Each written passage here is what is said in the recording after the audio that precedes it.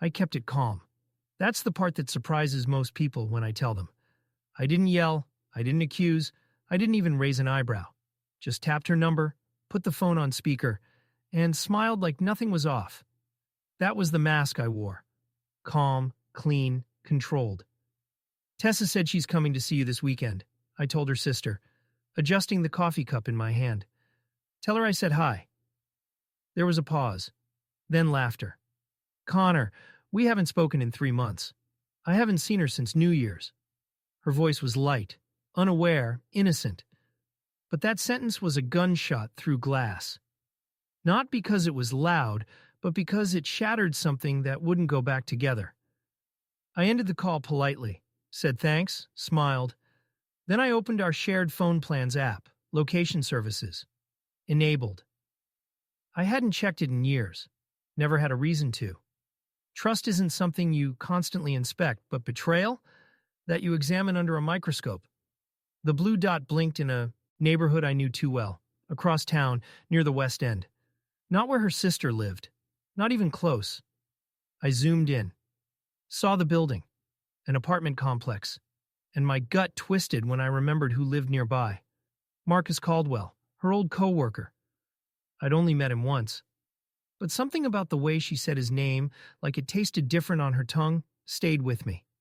I grabbed my keys, slid into the car, no drama, no rush.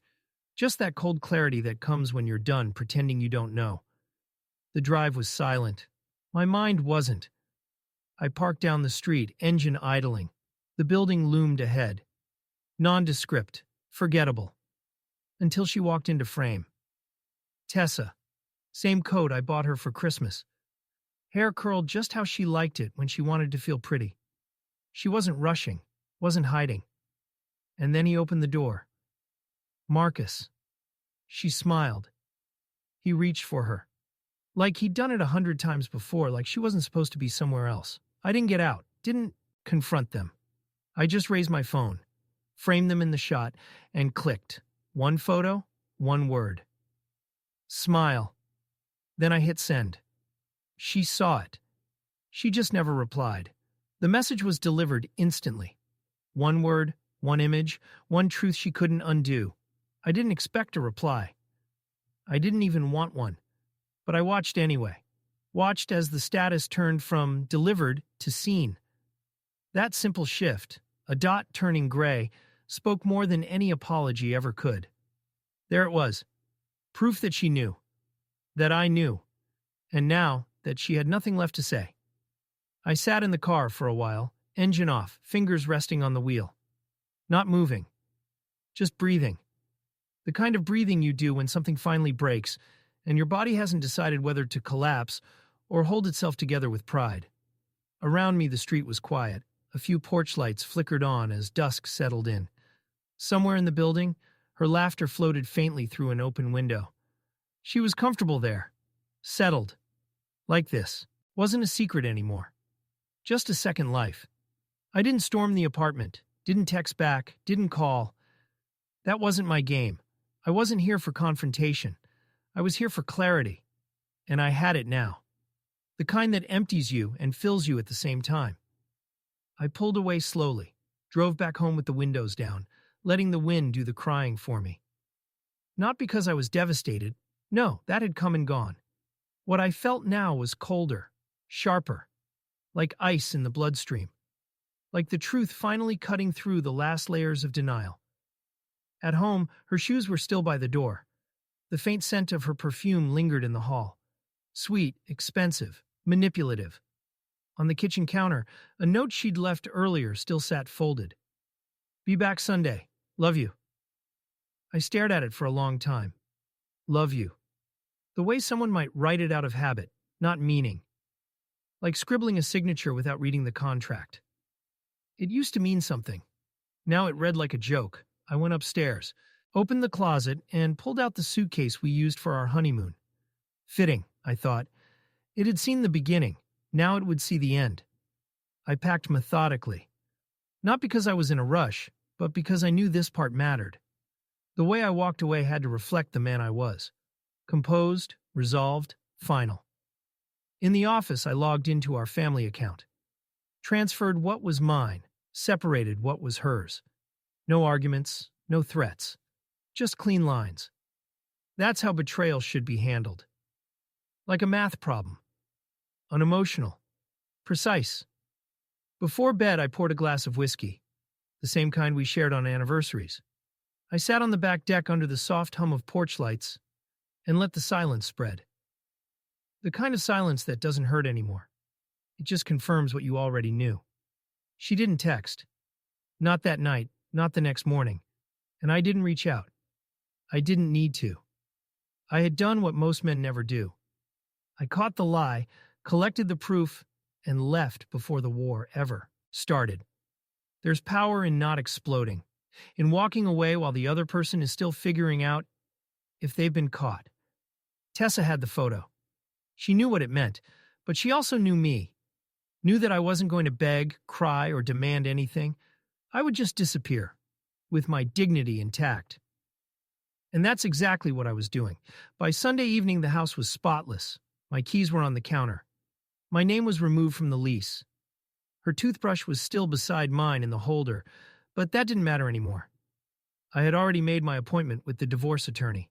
No screaming, no door slamming, just silence. And a single message, still unread in her inbox. A photo, a lie caught mid-step, and one word that said everything. Smile. Monday came like any other.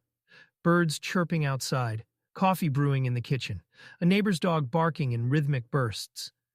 But in my world, everything had shifted. Not loudly, not violently. Just decisively. I didn't go to work that morning. Instead, I met with my attorney, an older gentleman named Whitmore with sharp eyes and a voice like polished stone. He barely raised an eyebrow when I slid the photo across his desk. Proof of adultery, he said, adjusting his glasses. Clean and uncontested. We'll keep it quiet, fast. That was the plan. Quiet and fast. I wanted no theatrics, no second chances, no drawn-out explanations. The truth had already spoken for her. Now I would speak for myself, through actions she couldn't misinterpret. I returned home only once more, and it was just to finish what I started. The place was still untouched. No sign she had come back, no attempt to call, not even a cryptic text to test the waters. It told me everything I needed to know. Tessa had chosen silence, and I was happy to let her keep it. I boxed up my essentials with clinical precision, clothes, books, the tools I actually used. I left the rest. Let her keep the wedding china, the framed photos, the throw blanket we argued, over at the store. Let her keep the house that now reeked of deceit, dressed up as domestic bliss. On my way out, I left a second envelope on the hallway table. This one didn't contain words, only keys. House, car, storage. I didn't need any of it. My new apartment was small, Spartan even, but clean. Clean in a way that had nothing to do with dust and everything to do with peace. There was no scent of her perfume, no reminders lurking in the corners. Just blank walls and the steady tick of a new clock that hadn't lived through any lies.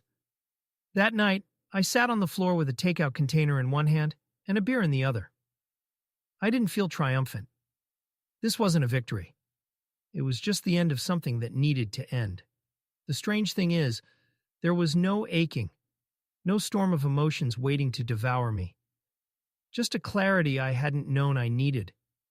I had loved Tessa once, probably still did in some buried historical way, but the woman I saw on that sidewalk melting into another man's arms wasn't the one I'd married. She was a stranger wearing her face. I thought about that as I scrolled through my phone, deleting old texts, old photos, even her contact. When I got to our wedding video, I hesitated.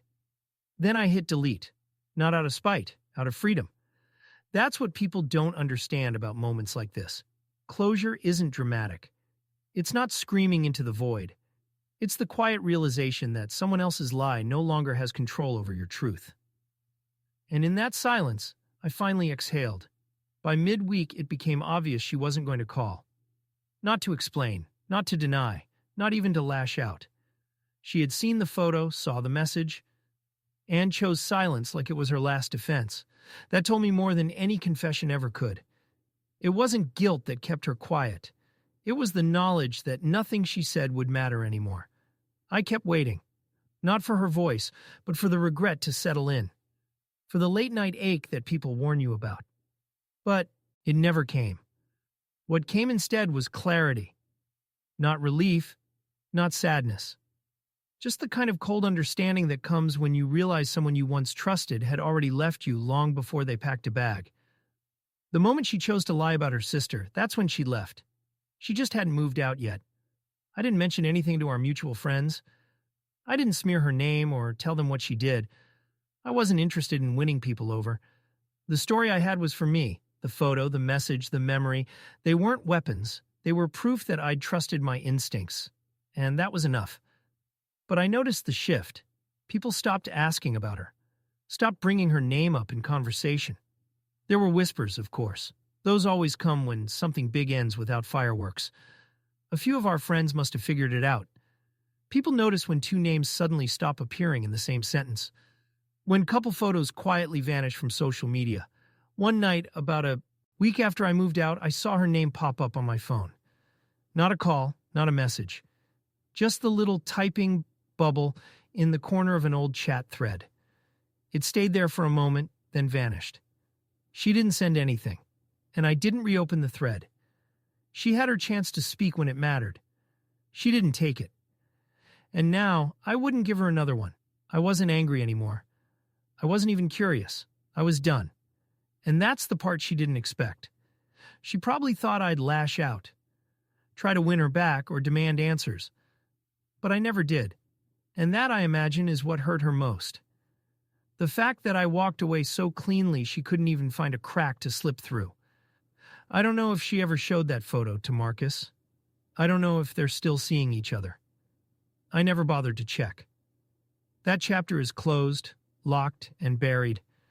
My new life is quiet, honest, and free of apology. And all it took to begin it was one picture, one word, and her complete deafening silence. 2 weeks passed. The photo remained unread in the chat history. No reply, no follow-up, no explanation. I left it there, untouched. Not for her, but for me. A final timestamp. A marker of where I stopped pretending and started living honestly. I hadn't blocked her number. I didn't need to. I knew she wouldn't have the courage to call. What could she possibly say? That it wasn't what it looked like? That she still loved me? Words like that collapse under the weight of evidence. Instead, I did what people rarely do when they're hurt. I healed forward, not backward. I met with the divorce attorney again to finalize the documents. It was a short conversation. No children, no shared debts. She could keep the house. I didn't want it. Let it sit there and echo with the things she never said. The attorney raised an eyebrow at how calm I was. I just smiled. Some storms don't come with thunder. Some end in silence. And that's enough. The next morning, I sat at a cafe near my new apartment sipping coffee while watching the city wake up. For the first time in weeks, I wasn't thinking about her. I was thinking about nothing. And it felt good. Halfway through my second cup, my phone buzzed. A message. Her name. I stared at the screen for a moment, not opening it. I knew she'd seen the paperwork. Maybe the finality had hit her. Maybe she thought there was still time to claw something back. But I didn't open it. I deleted it. No curiosity, no drama. Just a decision made with the same calm she once mistook for weakness. Later that day, I stopped by the lawyer's office to sign the last of the paperwork. The pen felt heavier than it should have, like it knew it was closing something important. I signed anyway, each stroke deliberate, clean.